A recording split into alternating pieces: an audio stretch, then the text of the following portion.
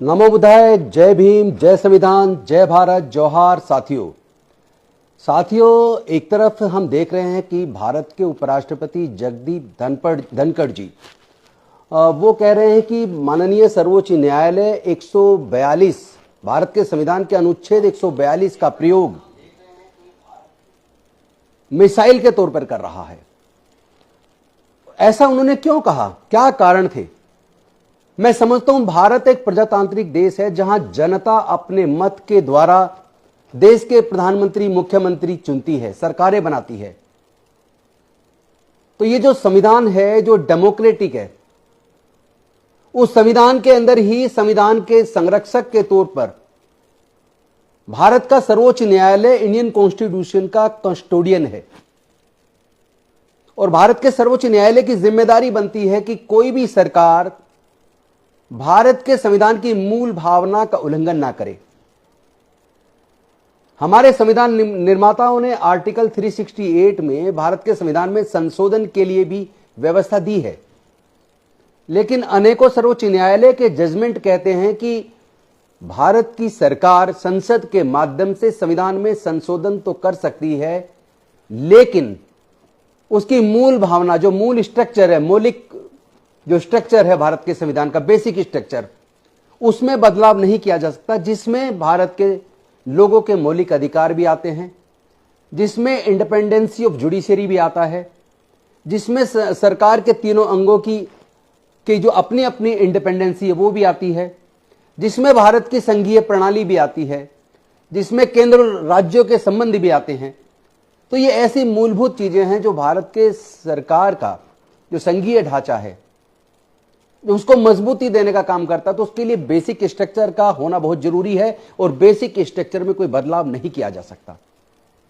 तो जहां हमने देखा पिछले दिनों अनेकों सरकारें, जहां विपक्ष की सरकारें हैं, उन सरकारों ने अपनी विधानसभाओं में अनेकों बिल पास किए, लेकिन वहां के राज्यपालों ने उन बिलों को अपने पास 3-3 साल तक रखा। आखिर कोई सीमा होती है? आखिर कैसे कोई राज्यपाल अपने पास इतने लंबे समय तक बिल को रख सकता है? ठीक है, राज्यपाल को यह पावर है कि सरकार ने जो भी कानून, जो भी बिल पास किया है, उसको देखना कि वो संविधान के खिलाफ तो नहीं है, लेकिन इसका मतलब यह भी नहीं है कि वो उसे लंबे समय तक, सालों साल दबा के बैठ जाए। ऐसा लगता है जैसे केंद्र सरकार के इशारे पे ऐसा किया जा रहा हो।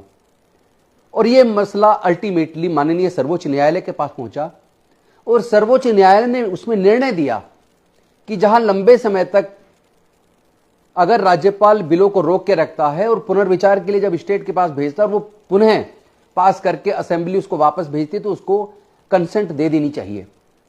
और अगर वो नहीं देते और वो लंबित ही रहता है और राष्ट्रपति के पास जाए वहां भी लंबित ही रहता है, तो it deem to be accepted और गिवन कंसेंट, यानी कि उसको कंसेंट मान लिया जाए। और वो सारे इस तरह के जितने भी मामले थे, जितने भी बिल पास हुए थे, वो अल्टीमेटली कानून का रूप ले चुके हैं, जिसके खिलाफ हमारे देश के राष्ट्रपति माननीय जगदीप धनखड़ जी ने भारत के संविधान के आर्टिकल 142 को एक मिसाइल के तौर पर सर्वोच्च न्यायालय इस्तेमाल करती ये कहा, जबकि न्याय सुनिश्चित करने के लिए इस आर्टिकल में सर्वोच्च न्यायालय को यह पावर दी गई है कि वो ऐसे मामलों में जहां न्याय करना सुनिश्चित है, इस आर्टिकल का इस्तेमाल करके निर्णय दे सकती है।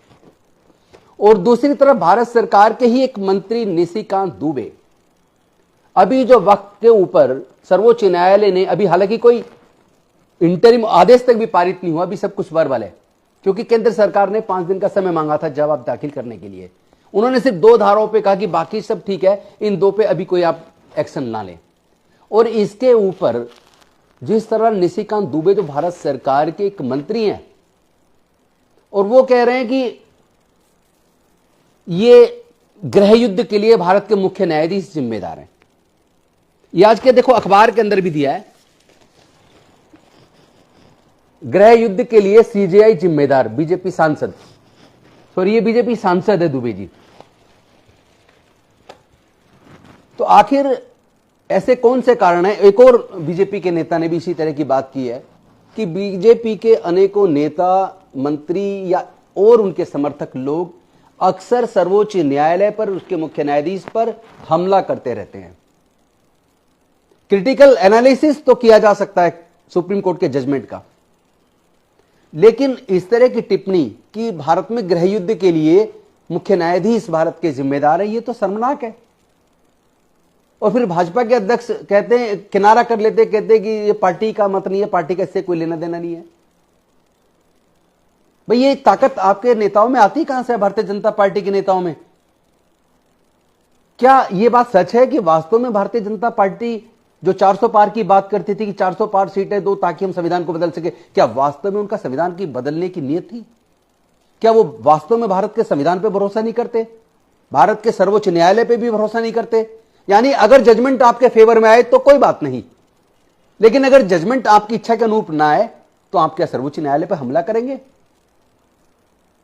राम मंदिर वाला जजमेंट तो आस्था के आधार पर था। सारे ऐतिहासिक तथ्य जो वहां खुदाई में बुद्ध के अवशेष निकले थे, साकेत नगरी थी, सब कुछ ताक पर रखकर माननीय सर्वोच्च न्यायालय ने उस वक्त जजमेंट आस्था के आधार पर इसलिए दिया ताकि भारत के अंदर शांति स्थापित हो, दंगे ना हो, लोग ना मारे जाएं। तो अगर कानूनी दृष्टि से देखा जाए तो वो जजमेंट तो लीगली ठीक नहीं है। उसका तो भारतीय जनता पार्टी के सारे नेताओं ने स्वागत किया क्योंकि वो एक पक्ष के फेवर में जजमेंट था।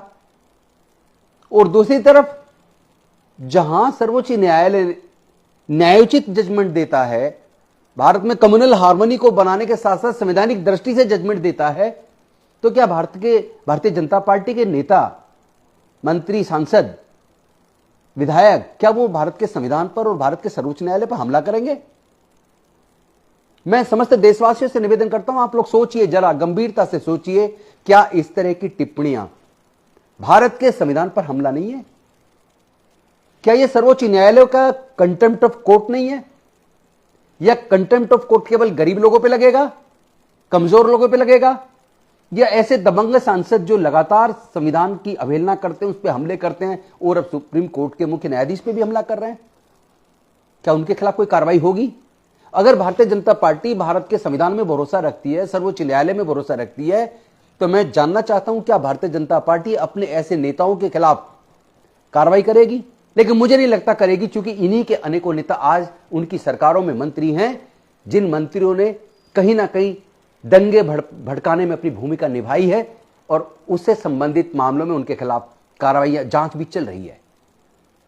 तो यह सवाल मैं जनता के सामने छोड़ता हूं कि जनता तय करे ऐसे नेताओं का क्या होना चाहिए। क्या उनका जवाब केवल सर्वोच्च न्यायालय दे, या प्रजातांत्रिक देश में ऐसे नेताओं को जवाब, ऐसी पार्टियों को जवाब जो देश के संविधान व देश के कानून में और न्यायालयों में भरोसा नहीं करती, ऐसे लोगों को, ऐसे नेताओं को भारत की जनता जवाब दे? ये जनता को तय करना है। बस इन्हीं शब्दों के साथ मैं आपके सामने सवाल छोड़ते हुए अपनी वाणी को विराम देता हूं। बहुत बहुत धन्यवाद। नमो बुद्धाय। जय भीम, जय भारत, जय संविधान, जोहार।